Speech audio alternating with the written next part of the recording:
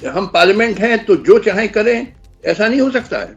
You have to act in accordance with the constitution.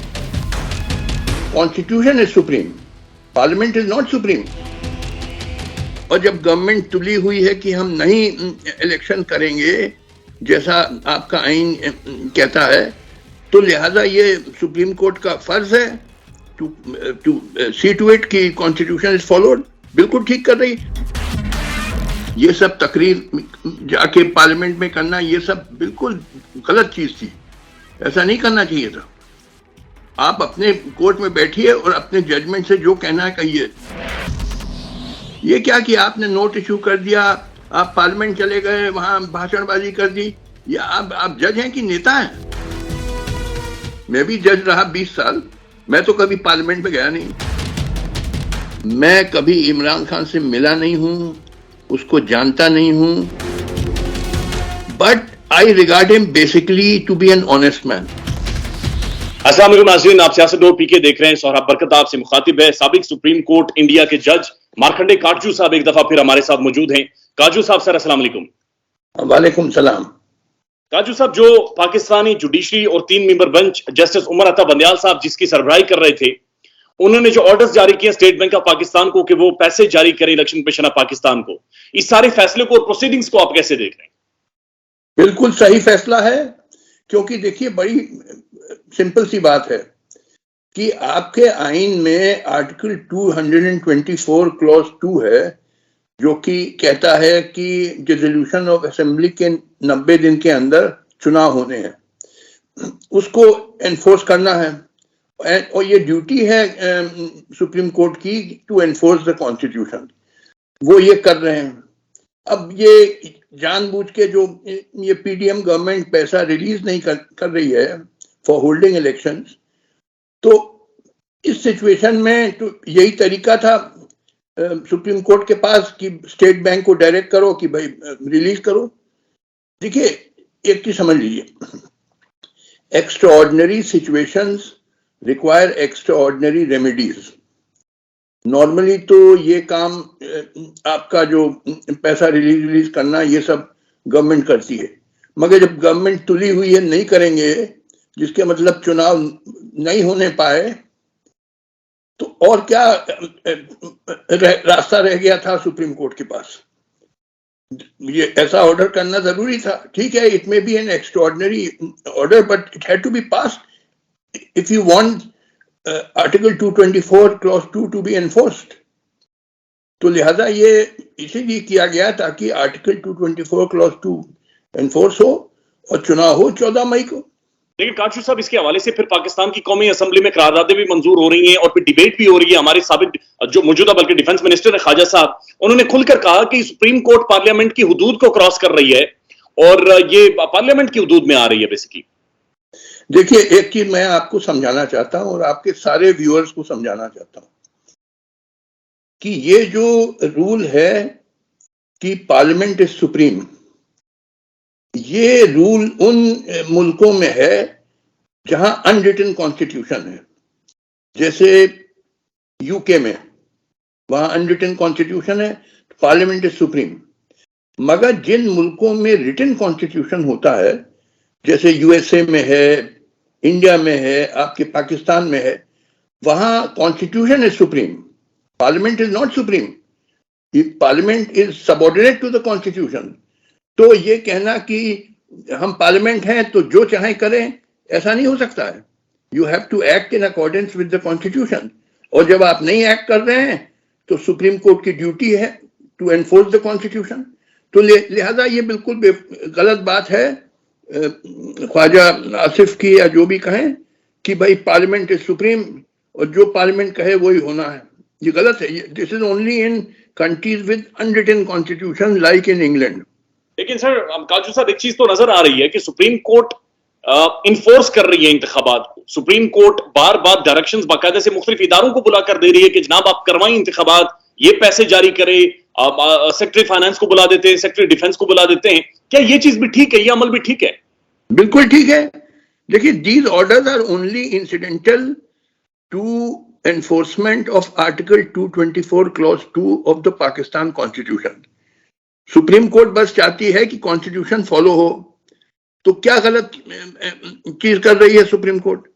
और जब government तुली हुई है कि हम नहीं इलेक्शन करेंगे जैसा आपका आइन कहता है, तो लिहाजा ये सुप्रीम कोर्ट का फर्ज है टू सी टू इट कि कॉन्स्टिट्यूशन इज फॉलोड। बिल्कुल ठीक कर रही। देखिए, दीज आर ऑल इंसिडेंटल, जो आप बातें कर रहे हैं these are all incidental to the primary aim of enforcing the constitution, जो सुप्रीम कोर्ट की ड्यूटी है। तो ठीक है, supreme court is passing some order which normally are not pass, but it has to in this situation, वरना article 224 clause 2 कैसे enforce होगा? भाई देखिए, या तो आप कहिए कि हम आइन को नहीं मानते हैं, ये कह दीजिए, फिर जंगल राज आ जाएगा। मगर अगर आप कहते हैं आइन को मानते हैं तो आप इलेक्शन होल्ड करिए जैसा आर्टिकल 224 क्लॉज 2 कहता है। आज से सर 2-3 दिन पहले पाकिस्तानी सुप्रीम कोर्ट के एक मुअज़्ज़िज़ जज जस्टिस काजी फाइज़ीसा साहब, सर कुछ अरसे में चीफ जस्टिस ऑफ पाकिस्तान भी बनने वाले हैं सर, वो पार्लियामेंट के अंदर जाकर बैठे और पीडीएम की हुकूमत के बीच में, यानी उन जगहों पर जहां पर एक इलेक्टेड बंदा बैठता है, उससे क्या तासुर गया? देखिए, काजी फैज ईसा साहब ने बिल्कुल नामुनासिब बात करी। हम लोग जजेस में एक बड़ा well established long standing convention है कि अ जज should only speak through his judgments. ये सब तकरीर जाके पार्लियामेंट में करना, ये सब बिल्कुल गलत चीज थी, ऐसा नहीं करना चाहिए था। आप अपने कोर्ट में बैठिए और अपने जजमेंट से जो कहना है कहिए। मगर ये जैसे आपके एक जस्टिस मीन अल्लाह साहब हैं, उन्होंने एक नोट इशू कर दिया, ये सब गलत चीज है। आपको जो कहना है जजमेंट से में कहिए। जज should speak through his judgments. ये क्या कि आपने नोट इशू कर दिया, आप पार्लियामेंट चले गए, वहां भाषणबाजी कर दी, या आप जज हैं कि नेता हैं? I disapprove strongly of what Justice Faiz Issa did. And he is senior enough, he should know what are the conventions. There are certain restraints on a judge. मैं भी जज रहा 20 साल, मैं तो कभी पार्लियामेंट में गया नहीं और मैंने तो कभी नोट को इशू नहीं किया। ये हम लोग को हमारे सीनियर सिखाते थे कि जो कुछ कहना है अपने जजमेंट्स में कहो। इसके अलावा ये कि आप प्रेस नोट इशू करना, पार्लियामेंट चले जाना, ये सब गलत, बिल्कुल नामुनासिब चीजें हैं। काजू साहब, गुज़श्ता दिन साबिक सदर आसिफ अली जरदारी साहब ने एक इंटरव्यू दिया है हामिद मीर साहब को, और उन्होंने ये कहा कि असल में इंतखाबात पूरे मुल्क में होने चाहिए। ऐसा नहीं हो सकता एक सूबे में इंतखाबात करवाकर आप वहां पर बैठ जाएं जब तक पूरे मुल्क में इंतखाबात नहीं होते। ये कॉन्स्टिट्यूशन के मुनाफी है। देखिए, ये बिल्कुल गलत बात कही आसिफ जरदारी साहब ने। आपके आइन में कहीं नहीं लिखा है कि पार्लियामेंट और प्रोविंशियल असेंबली का चुनाव एक साथ हो। ये कहीं नहीं, कोई प्रोविजन नहीं है ऐसा। बल्कि प्रोविजन ये है आर्टिकल 224 क्लॉज 2 में कि within 90 days of dissolution of the assembly elections have to be held. तो लिहाजा जब 18 जनवरी को आपकी पंजाब असेंबली डिसॉल्व हुई तो 18 अप्रैल तक हो जाने चाहिए थे चुनाव, मगर किसी वजह से कुछ दिन डिले हो गया। मगर चलिए, अब 14 मई रखा है, करिए उस दिन। तो ये आसिफ जरदारी साहब बिल्कुल गलत बात कर रहे हैं। सर, आपने उनका इंटरव्यू किया हामिद मीर साहब ने, तो मैं देख रहा था आपने हामिद मीर साहब के हवाले से भी एक ट्वीट किया है और आपने कहा हामिद मीर का भी पोल खुल गया और ये उस पाई का साफी नहीं था। ये हामिद मीर साहब ने कहा कि चीफ जस्टिस रिजाइन करें, इस्तीफा दें। ये क्या काम है सहाफी का कि चीफ जस्टिस से इस्तीफा मांगना? अरे तुम्हारा काम है जो खबरें हैं उनको नशर करो, पब्लिक को बताओ क्या क्या खबरें हैं। ये आपका काम नहीं है कि चीफ जस्टिस से इस्तीफा मांगे, तो कल आप प्रेसिडेंट से इस्तीफा मांगे, आर्मी चीफ से इस्तीफा मांगे। ये क्या काम है सहाफी का? इनका दिमाग खराब हो गया ये हामिद मीर साहब का, कि समझते हैं बड़े सहाफी हो गए तो जो ऊट पटांग की बातें करेंगे। ये क्या काम है? आप भी सहाफी हैं, ये क्या आपका काम है कि चीफ जस्टिस से इस्तीफा मांगना? और क्यों इस्तीफा मांग रहे हो? चीफ जस्टिस ने कौन सा गलत काम किया? चीफ जस्टिस ने बहुत सही काम किया। उसने कहा कि आइन के हिसाब से चलना है। तो कौन सी गलत बात आपके चीफ जस्टिस बंडियाल साहब ने की? मेरे हिसाब से तो he has acted very correctly and he has said the constitution must be enforced. तो हामिद मीर साहब बेवकूफी की बातें करते हैं, ये समझने लगे कि मैं बहुत बड़ा सहाफी हो गया हूं, तो जो ऊट पटांग की बातें मैं करूं। काचू साहब, इस वक्त पाकिस्तान के अंदर एक जुडिशियल क्राइसिस है या फिर एक पार्लियामेंटेरियन क्राइसिस है? कौन सा क्राइसिस है जो पाकिस्तान जिससे न बर्दाश्त में आए? क्राइसिस ये है कि आपकी पीडीएम गवर्नमेंट चुनाव किसी सूरत से भी नहीं चाहती है, क्योंकि वो जानती है कि बुरी तरह हारेगी, क्योंकि इमरान खान की popularity is very high.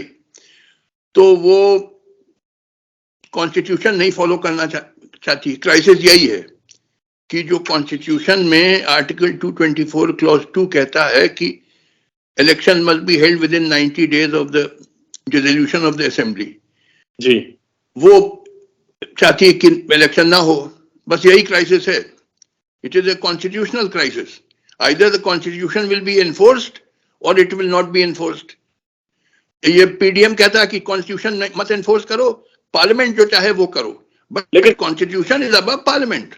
Sir ये बताएं कि जो 8 रुकनी बेंच बना है और जिन्होंने जो पार्लियामेंट ने जो बुनियादी तौर पर सुप्रीम कोर्ट के हवाले से प्रैक्टिस एंड जो प्रोसीजर का एक कानून बनाया था, बिल पास किया था, जिसके हवाले से जो चीफ जस्टिस ऑफ पाकिस्तान है उनके 100 वोटों की पार्स को क्लिप किया जा रहा था, उसके ऊपर सुप्रीम कोर्ट के जो 8 मेंबर जज हैं उन्होंने उस चीज को फिलहाल रोक दिया है। ये ठीक फैसला है? देखिए, अगेन आई एम सेइंग कि extraordinary situations require extraordinary remedies. Normally तो जब तक कानून बन ना जाए तब तक उस पर रोक नहीं लगानी, कोई सवाल ही नहीं उठता, क्योंकि कोई कानून बना ही नहीं है। मगर यहाँ एक एक्स्ट्राऑर्डिनरी सिचुएशन है। यहाँ पूरा जो खेल है पीडीएम गवर्नमेंट का वो ये है कि ये, लेकिन काजी साहब, सुप्रीम कोर्ट का काम तो नहीं है ना कि पीडीएम के खेल को रोके। सुप्रीम कोर्ट का तो काम यह है कि वो कॉन्स्टिट्यूशन के मुताबिक चले। हाँ, तो यही तो कर रही है सुप्रीम कोर्ट, यही कर रही, कॉन्स्टिट्यूशन के हिसाब से चलो। लेकिन सर एक कानून बना ही नहीं, तो उस कानून को पहले ही कैसे खत्म कर दिया गया? नॉर्मली नहीं होना चाहिए, यू आर राइट, नॉर्मली नहीं होना चाहिए, but in extraordinary situation extraordinary remedies are called for. देखिए, ये इन्होंने पूरा खेल ये है कि chief justice Bandial, he is the chief justice. हमारे जुडिशरी में जिन कंट्रीज में court sit in benches, USA में तो यूएस सुप्रीम कोर्ट ऑल 9 जजेस sit together hearing every case, मगर in other countries like in UK, India, Pakistan, all judges do not sit together, they sit in benches, and those benches are constituted by the chief justice. He is known as the master of the roster in every country. तो जो chief justice है ये उसका soul prerogative है to decide कौन जज किस bench में बैठेगा, कितने नंबर्स की बेंच बनेगी, 2 जजेस की बेंच बनेगी, 3 की बनेगी, 5 की बनेगी, 8 की बनेगी, ये सब उसका सोल प्रेरोगेटिव है। तो पूरा खेल ये है कि ये प्रेरोगेटिव छीन लिया जाए, क्योंकि चीफ जस्टिस बंडियाल इज इंसिस्टिंग कि कॉन्स्टिट्यूशन मस्ट बी फॉलोड, जबकि पीडीएम गवर्नमेंट चाहती है कि कॉन्स्टिट्यूशन फॉलो ना हो, चुनाव ना हो। तो ये पूरा इसके बारे में एक तासुर ये भी है कि शायद आप चूंकि इमरान खान के फैन हैं, आप इमरान खान को फॉलो करते हैं, उसे ठीक समझते हैं, इस वजह से आप ट्विटर के ऊपर भी एक्टिव हैं और इस वजह से आप ऐसी राय रख रहे हैं। देखिए, एक चीज मैं आप सबको समझा देना चाहता हूं, मैं कभी इमरान खान से मिला नहीं हूं, उसको जानता नहीं हूं, मैं उसकी जात बिरादरी का नहीं हूं, उससे कोई मेरा दूर दूर तक कोई ताल्लुक रिश्ता नहीं है, मुझे उससे कोई कुछ चीज नहीं चाहिए। अब लोग कहते हैं फिर आप क्यों सपोर्ट करते हैं? मैंने कहा देखो, कई मसलों पे मैं इमरान खान से डिसएग्री करता हूं, on several issues I disagree with him, but I regard him basically to be an honest man, whereas I believe these PDM leaders, they are a gang of dacoits. लूट लिया इन्होंने, जो पैनामा पेपर्स में disclose किया गया ये वो। तो लिहाजा मैं हर ईमानदार इंसान को सपोर्ट करूंगा, चाहे वो इंडियन हो, चाहे पाकिस्तानी हो, चाहे अमेरिकन हो, चाहे इंग्लिश हो। मेरा कोई मुझसे इमरान खान से राब्ता नहीं है, कोई रिश्ता नहीं है, कोई ताल्लुक नहीं किसी तरह का। But I will support every honest man, and I think everybody should do that. All decent people should support honest people. क्या मैं गलत काम कर रहा हूं? अब कई लोग कहते हैं आपके पाकिस्तान के कि आप क्यों दखल दे रहे हैं पाकिस्तान के मामलों में। मैंने कहा भाई मैंने क्या दखल दिया? मैं अपनी ओपिनियन एक्सप्रेस कर रहा हूं। मेरी ओपिनियन कोई बाइंडिंग तो है नहीं, मैं जो समझता हूं बात मैं रख देता हूं सोशल मीडिया पे, ट्विटर पे, फेसबुक पे। आपको अगर मेरी बात अच्छी सही लगे तो मानिए, नहीं लगे मत मानिए, बट मैं सपोर्ट करता हूं इमरान खान को because I regard him basically to be an honest man. ठीक है, बहुत शुक्रिया वक्त देने के लिए sir, thank you so much.